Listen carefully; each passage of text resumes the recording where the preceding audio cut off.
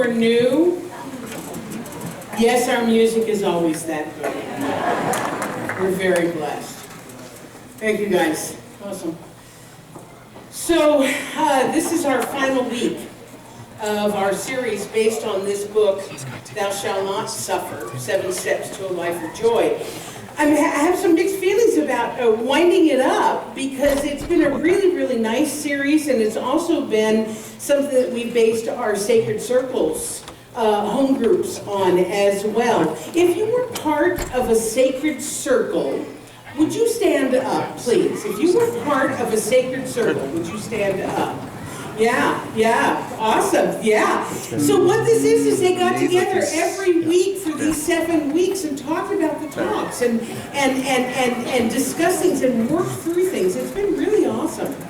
And what's been interesting for me, because I also conducted a Sacred Circle at the center, it's interesting how the universe continued to show up for me in direct relation to whatever the chapter or whatever the step was that we were talking about that week. Anybody else have that experience? Yeah, a lot. You'd almost think that there was an intelligence at work, that was responding to my thoughts and my energy and bringing to me what I was putting my focus on.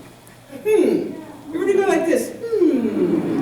How interesting. Somebody should make a whole spiritual philosophy around that.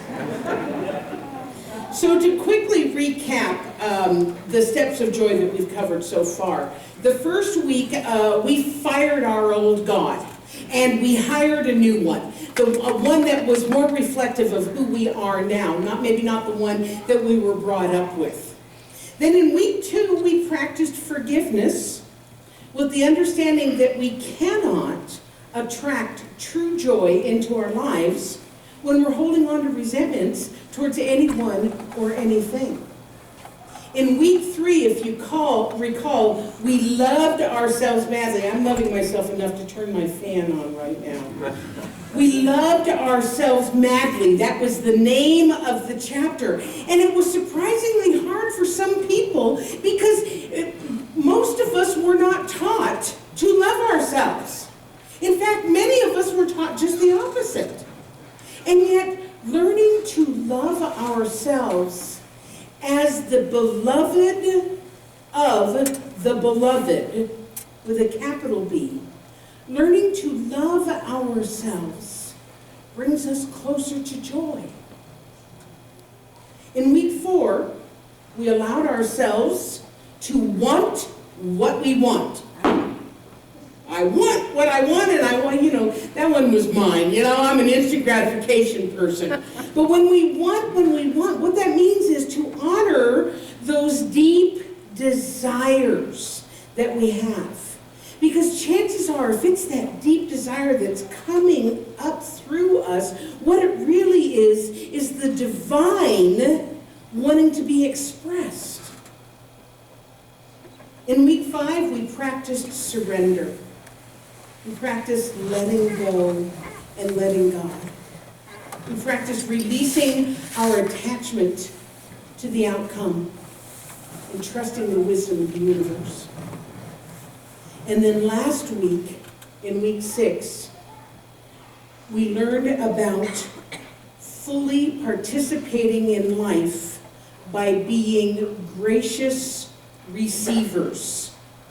We learned that in the cycle of giving and receiving part is equally as important as the giving part. They go together. Otherwise, the cycle cannot be completed. So that brings us to this week's topic, and that is give yourself away. Now that might be a little bit confusing. Last week we talked about being a gracious receiver, and this week we're talking about being a generous giver. So which is it? It's both. Thank you. It's both. Because when we're talking about the law of giving and receiving, it requires both actions in order to be complete. In other words, giving when it is appropriate and receiving when it is appropriate. It creates balance. And balance is a big word these days, isn't it? wanting to be balanced. So today we are talking about giving of ourselves for the betterment of the world.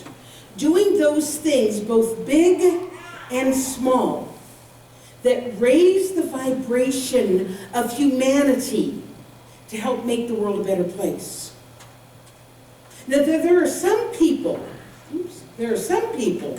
who don't believe that they have anything to offer.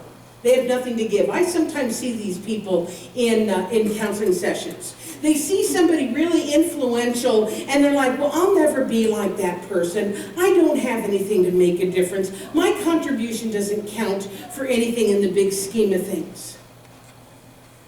Well, the problem with that thinking is, not only is it erroneous, it is selfish.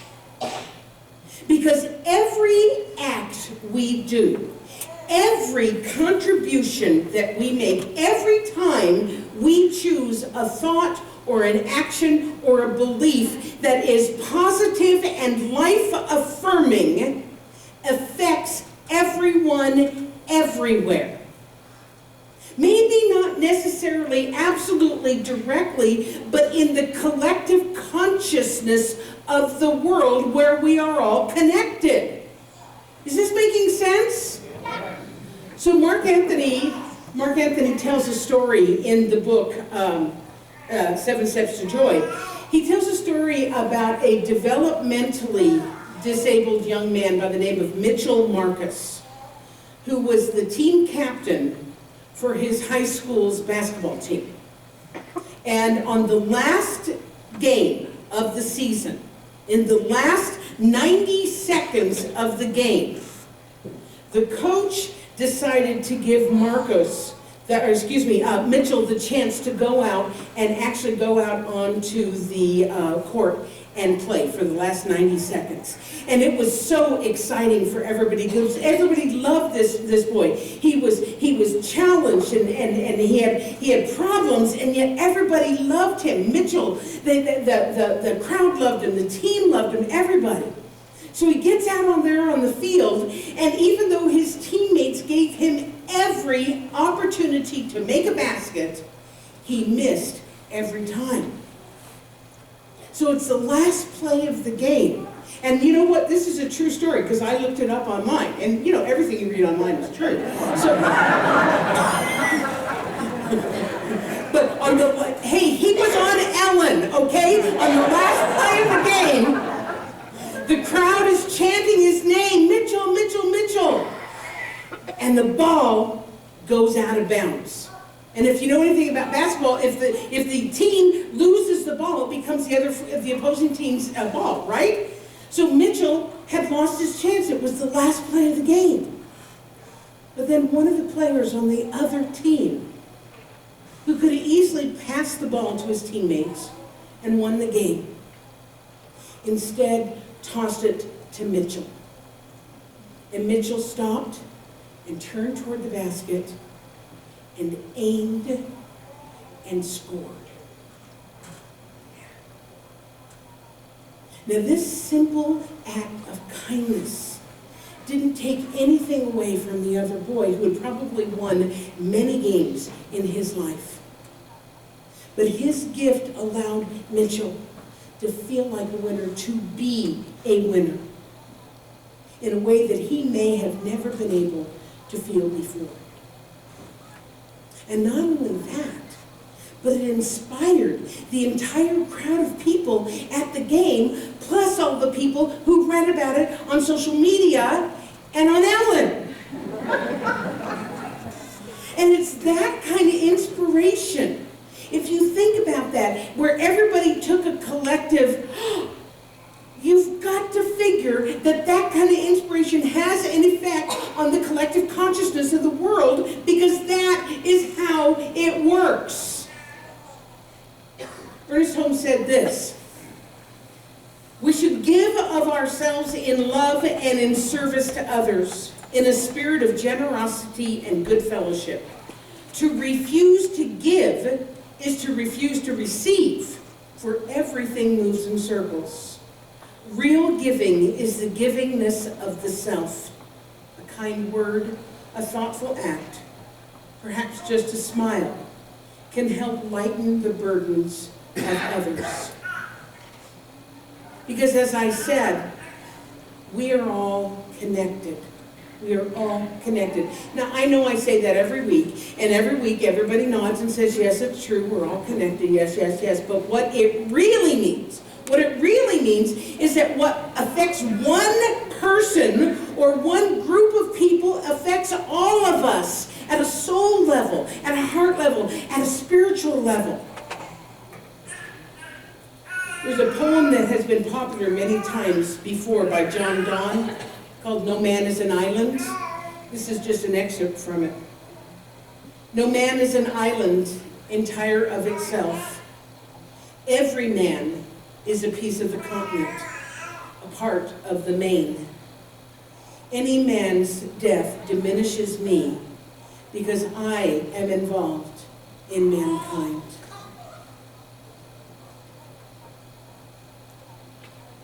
The other night in our foundations class, we were discussing the spiritual practice of forgiveness. And I brought up an analogy that works for me, that life or humankind or humanity or whatever is like a giant spider web.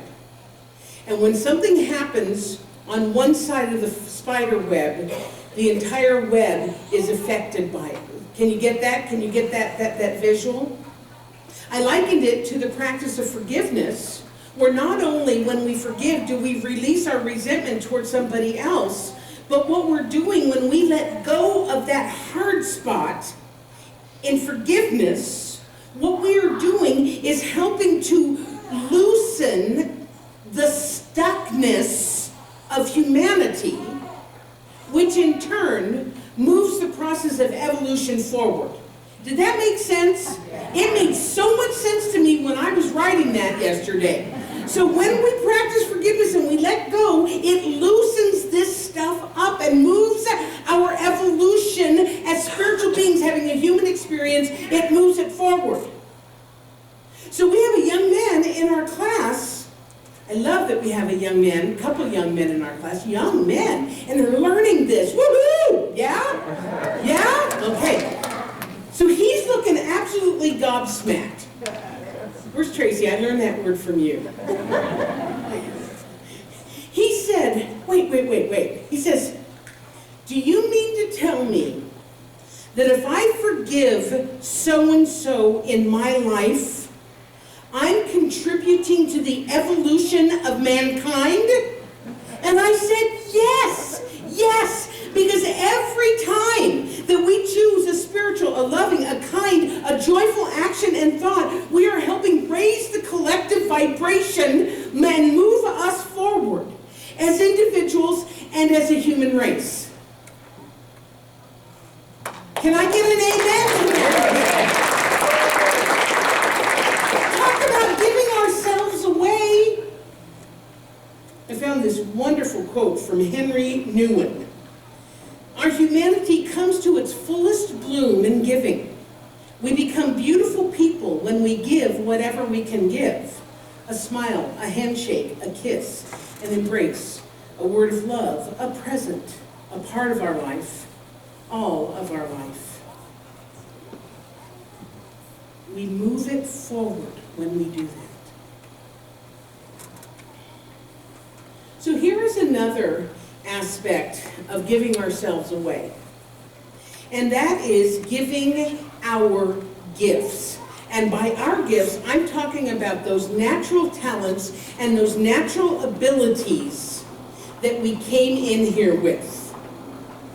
And I say that because if we don't give our gift, what we came here to do, if we do not express our God-given talent, we are denying the world of that expression. And because God, the divine spirit, life, intelligence, whatever you want to call it, the cosmic muffin, because that, the all and everything, experiences life here on earth by means of us, If we withhold our gift, God doesn't have that experience. Now, whenever I talk about giving our gift or expressing our talent, I know some of you think, well, I don't have a talent or a gift. I'm not Amy Bishop. I'm not Oliver Miguel. They're talented. I'm just ordinary. Well, I mean, okay, I get that. But the truth is that's BS. And usually when I say BS, I then follow it up with belief system. But in this case, I'm not doing that. It's BS. So maybe your talent is not singing like Amy or playing like Oliver. Maybe your talent, your gift, happens to be that you are wonderful with children or animals. You know those people that are just so good with animals, so good with kids? Maybe that's your gift. Maybe you just have an energy about you that calms people when they're upset. Maybe your gift or talent is cleaning something to a brilliant shine. Maybe it's your green thumb. Maybe it's your ability to explain a difficult something in an easy to understand way. The point is we all have something. We all have something or multiple somethings that are ours to give, that are ours to express. And by not doing it, we are withholding that something from the world. And life is incomplete without it. Our life, and life with a capital L. Even if it's just something that one person needs, it is worth giving the gift. My Sunday morning prayer, every Sunday, after I check Facebook and my email, and I'm going through my talk and doing the last touches to it, and I say, let this be what someone needs to hear today. Even if it's just one person, let my words be something that makes a difference in their lives. Now, hopefully, what I say reaches more than one person. But if all it does is make one person's life a little easier, or a little clearer, or a little more hopeful, then I have given my gift. Ernest Holmes put it this way: so true givingness is the transmitting of the self to everything we do. It does not matter what it is. The outpouring of ourselves into every undertaking with an enthusiastic zest, love, kindness, and friendliness. That's what we're talking about today. Which brings me to the final aspect of our topic today, and it is the ultimate giving ourselves away.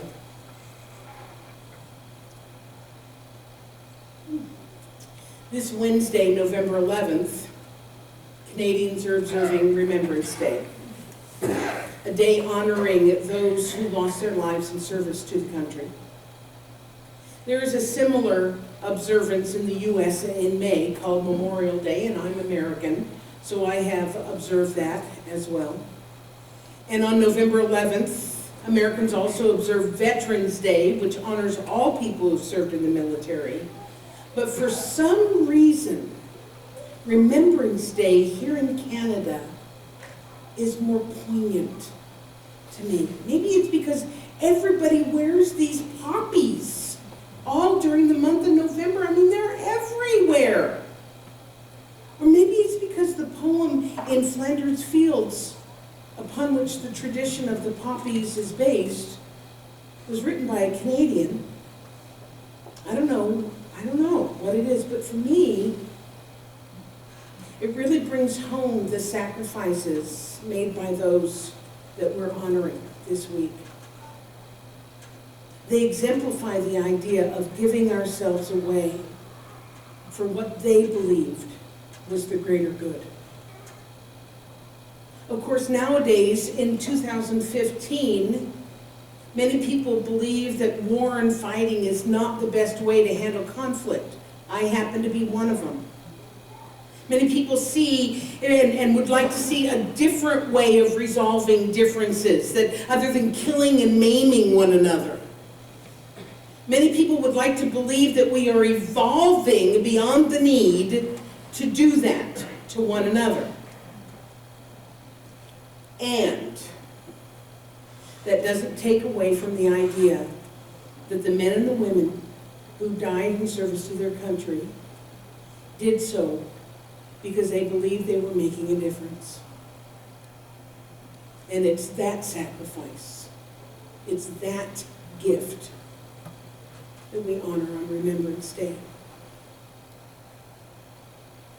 So I'm going to ask Reverend Marjorie to come up, and she is going to read that iconic poem, and then we're going to have a moment of silence.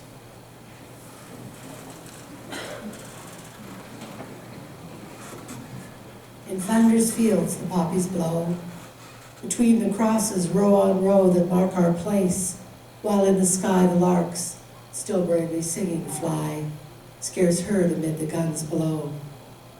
We are the dead. Short days ago we lived, felt dawn, saw sunset glow, loved and were loved, and now we lie in Flanders fields. Take up our quarrel with the foe. To you from failing hands we throw the torch. Be yours to hold it high. Do not break faith with us who die. We shall not rest, though we lie in Flanders fields.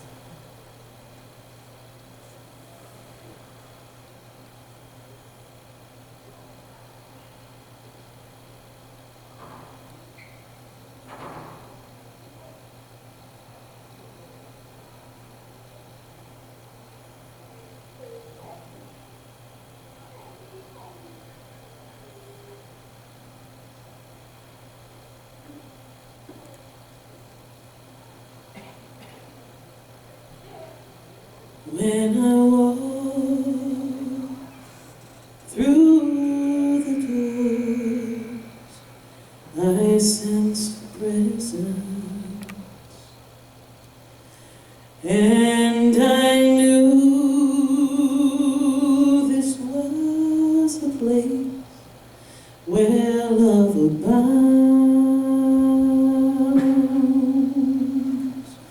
For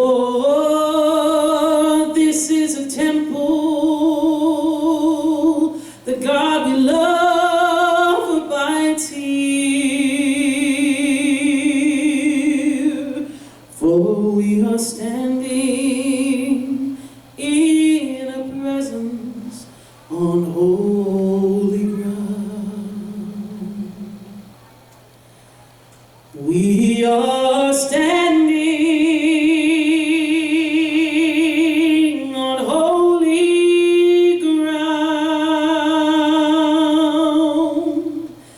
and I know there are angels all around.